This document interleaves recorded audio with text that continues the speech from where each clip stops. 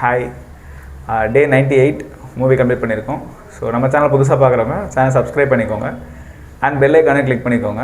நம்ம சேனலில் பார்த்தீங்கன்னா ஒரு சேலஞ்ச் பண்ணிகிட்ருக்கோம். 365 days 365 மூவிஸ் சேலஞ்ச் தான் அது. ஸோ டெய்லி ஒரு மூவி நம்ம தேட்டரில் பார்ப்போம். ஸோ அந்த மூவிஸ் பார்த்துட்டு நம்ம வந்து அந்த மூவியோட ரிவ்யூவை வந்து நம்மளோட ஒப்பீனியனை ரிவ்யூவாக கொடுப்போம். ஸோ இன்றைக்கி வந்து நம்ம 98th டே வந்து கம்ப்ளீட் பண்ணியிருக்கோம். ஸோ இந்த என்ன மூவியை நம்ம பார்த்துருக்கோன்னா ஃபீனிக்ஸ், நம்ம விஜய் சேதுபதி சார் அவங்க பையன் சூர்யா விஜய் சேதுபதி அவரோட மூவி தான் வந்து நம்ம இன்றைக்கி பார்த்துருக்கோம். ஸோ மூவி வந்து பார்த்திங்கன்னா ஆக்ஷன் த்ரில்லர் மூவி தான். அண்ட் வந்து ஏ சர்டிஃபிகேட் கொடுத்துருக்காங்க மூவிக்கு. ஸோ வந்து அதில் நிறைய வந்து வைலன்ஸ் சீன் காட்டுறதுனால ஸோ மூவி வந்து ஏ சர்டிஃபிகேட் தான் கொடுத்துருக்காங்க. ஸோ மூவி ஸ்டார்டிங்கில் பார்த்திங்கன்னா ஒரு கொலை ஒன்று நடந்துருது. ஸோ அந்த கொலையை இவர் தான் பண்ணுன்னு சொல்லி இவரும் ஒத்துக்கிட்டு கோர்ட்டில் வந்து சரண்டர் ஆகிடுறாரு. ஸோ அதுலேருந்து ஒரு 15 days வந்து ரிமாண்ட் கொடுக்குறாங்க. ஸோ இவர் ஜெயிலில் வந்து போகிறாரு, ஜெயிலுக்கு போகிறார். பார்த்தீங்கன்னா இவர் ஜெயிலில் இருக்கணும்.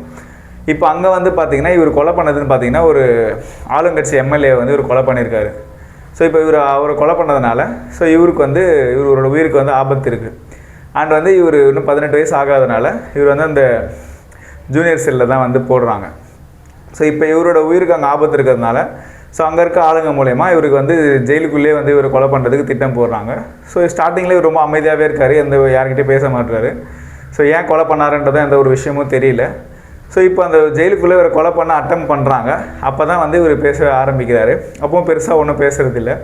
ஸோ இவர் வந்து திருப்பி அடிக்க ஆரம்பிக்கிறாரு. ஸோ இவரை கொலை பண்ண வந்தவங்கள இவர் அடிச்சிடுறாரு. அதுக்கப்புறம் வந்து இந்த கேஸ் அவரையே எம்எல்ஏ கொலை பண்ணான்ற ஒரு கேஸ் வந்து வெளியே இன்வெஸ்டிகேட் பண்ணுறாங்க. இப்போ இந்த மூவியில் பார்த்தீங்கன்னா ஆக்ஷன் வந்து நல்லா வந்து ஒர்க் அவுட் ஆகிருக்கு. ஸோ ஆக்ஷன் சீன்ஸ் எல்லாமே வந்து ரொம்ப நல்லா வந்து பண்ணியிருக்காங்க, சூப்பராக வந்து ஒர்க் அவுட் ஆகிருக்கு. ஸோ ஜெயில் கான்செப்ட் ஜெயிலில் காட்டுறது எல்லாமே வந்து ரொம்ப நல்லாயிருக்கு. அதுக்கேற்ற கலர் டோன்லேயும் வந்து பண்ணியிருக்காங்க. ஸ்டார்டிங்கில் இவர் கொலை பண்ண வந்துகிட்டே இருக்காங்க. இவர் கொலை பண்ண வரவங்களே இவர் எதிர்த்து சண்டை போட்டுகிட்டே இருக்கார். இப்படி தான் போயிட்டுருக்கு. இவர் ஏன் கொலை பண்ணாருன்ற விஷயம் வந்து எதுவுமே தெரியல, விசாரணையிலே பெருசாக வந்து தெரியல. அண்ட் வந்து செகண்ட் ஹாஃபில் இவர் ஏன் கொலை பண்ணாங்க அப்படின்றத, இவர் ஏன் அந்த கொலையை பண்ணார், இவர் ஏன் துரத்துறாங்கன்றதை இவர் வந்து ஒரு ஃப்ளாஷ்பேக் மூலிமா வந்து ரிவீல் பண்ணுறாங்க. இப்போ மூவியை பார்த்தீங்கன்னா ஸ்ட்ராங்காக வந்து எதுவுமே இல்லை, ஆக்ஷன் சீன்ஸ் நல்லாயிருக்கு. அப்புறம் வந்து செகண்ட் ஹாஃபில் அந்த எம்எம்ஏ ஃபைட்டராக இருக்கார் இவர். ஸோ அது மூலிமா அந்த பிரச்சனையால் தான் இவர் அந்த எம்எல்ஏ கொலை பண்ணுற மாதிரி வந்திருக்கு. ஸோ அந்த எம்எம்ஏ ஃபைட்ஸும் நல்லாயிருக்கு, ஃபைட்ஸ் நல்லாயிருக்கு, ஆக்ஷன் சீன்ஸ் நல்லாயிருக்கு. மற்றபடி வந்து கதைன்னு பார்த்தா பெருசாக வந்து இது நம்ம ஆல்ரெடி நிறைய இடத்துல கேட்டிருப்போம். நிறைய படங்களில் வந்து இதே கதை வந்து நிறைய படங்களில் வந்திருக்கு. ஸோ ஜெயிலில் ஒரு பிரச்சனை ஃபேஸ் பண்ணுற சீன்ஸாக இருக்கட்டும், வெளியில் வந்து இப்படி ஒரு ஃப்ளாஷ்பேக் வச்சுருக்காங்க, இந்த ஒரு ஃப்ளாஷ்பேக்காக இருக்கட்டும், இது வந்து ரொம்ப வந்து புதுசான கதை எதுவுமே கிடையாது. இது வந்து ஆல்ரெடி நிறைய வந்து வந்திருக்கு. ஸோ அதே மாதிரி இவர் வந்து அந்த கொலை பண்ணிடுறாரு. ஸோ இவர் இதுக்கப்புறம் இவரோட ஃப்யூச்சர் என்ன அப்படின்ற மாதிரி இந்த படத்தில் வந்து எதுவுமே இல்லை. இவர் உயிர் பொழைச்சாலா பொழைக்கலன்றது தான் வந்து மெயினாக வச்சுருக்காங்களே தவிர ஸோ இவருக்கு இதுக்கப்புறம் இவரோட ஃப்யூச்சர் என்ன ஆக போகுது அப்படின்ற மாதிரி கிளியர் கட்டாக எந்த ஒரு விஷயமும் வந்து இந்த இதில் சொல்லவே இல்லை.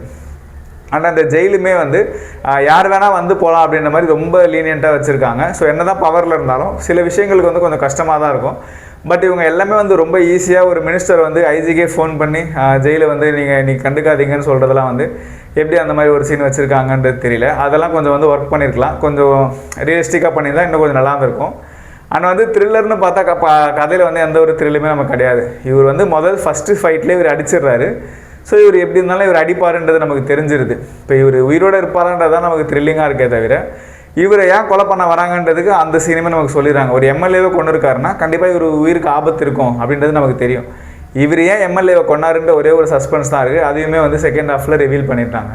மற்றபடி ஸ்டோரி வந்து ஒரே லைனாக தான் போயிட்டுருக்கு. இவர் கொலை பண்ண வருவாங்க, இவர் தப்பிப்பார், இவர் கதை சொல்வார், இப்படி தான் வந்து போயிட்டுருக்கு. படம் 2 மணி நேரத்துலேயே முடிச்சிட்ருக்காங்க.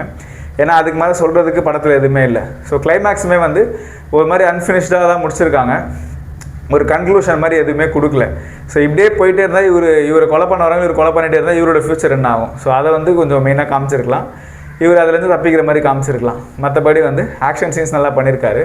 ஸோ இவர் வந்து ஆக்ட் பண்ணுற மாதிரி பெருசாக வந்து எந்த சீனுமே படத்தில் இல்லை. வெறும் ஆக்ஷன் சீன்ஸ், அதுக்கு ஒரு ரியாக்ஷன் இவர் கொடுக்குற மாதிரி தான் இருக்குது. ஃப்ளாஷ்பேக்கில் கூட இவர் பெருசாக வந்து ஒரு வித்தியாசமான எக்ஸ்பிரஷனோ இல்லை வித்தியாசமாக வந்து வேறு டிஃப்ரெண்ட் வெரைட்டிஸ் ஆஃப் ஸ்டைலில் நடிக்கிற மாதிரி ஒரு ஆப்ஷன் எதுவுமே கிடைக்கல. ஜஸ்ட்டு கோவமாக பேசுகிறாரு, ஆக்ஷன் பண்ணுறாரு.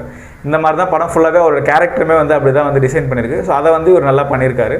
ஸோ இதுக்கப்புறம் வர படங்களில் தான் தெரியும் இவர் எப்படி ஆக்டிங் எப்படி பண்ணுறாருன்றது. இனிமேல் வர படம் தெரியும். ஸ்டண்ட்டு நல்லா பண்ணியிருக்காரு, நல்லா ஒர்க் பண்ணி ஃபைட் சீன்ஸ் எல்லாமே வந்து சூப்பராக பண்ணியிருக்காரு. அதுக்கேற்ற வந்து ஒரு ஃபயரான லுக்கில் இருக்கார்.